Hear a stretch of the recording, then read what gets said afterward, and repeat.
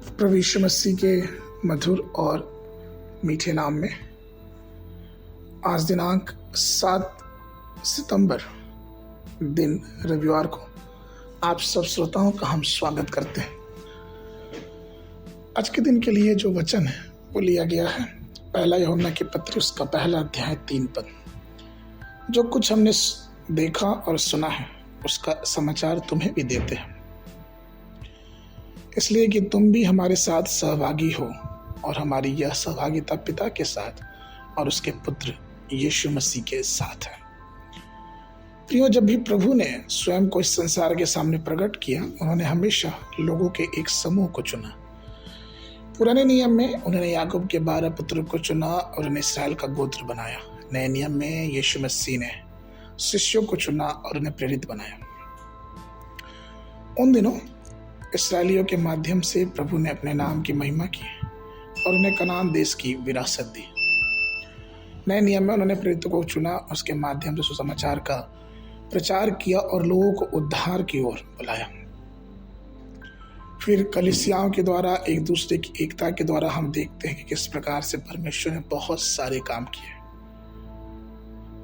जितने भी लोग परमेश्वर के लहू से धुल जाते हैं, उन्हें चाहिए कि वो परमेश्वर की आत्मा में एक होकर एक कलीसिया के रूप में सहभागिता बनाए।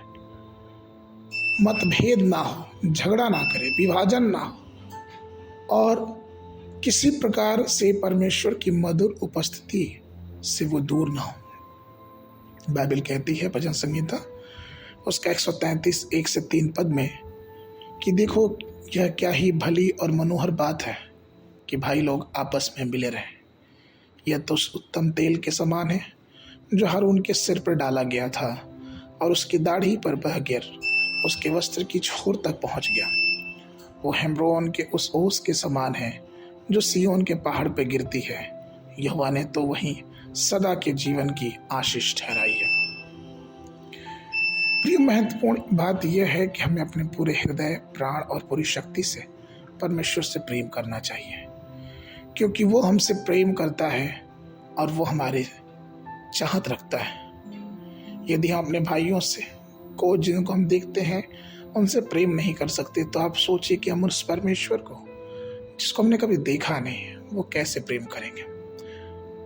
चाहे घर हो, कलीसिया हो, जरूरी यह है कि हम अपने जीवन में प्रेम की एकता के साथ परमेश्वर के लोगों के साथ बने रहें और उस प्रेम की एकता में परमेश्वर के उपस्थिति का अनुभव करें, ताकि परमेश्वर की आशीष हम सबके जीवनों में प्रबल होने पाए।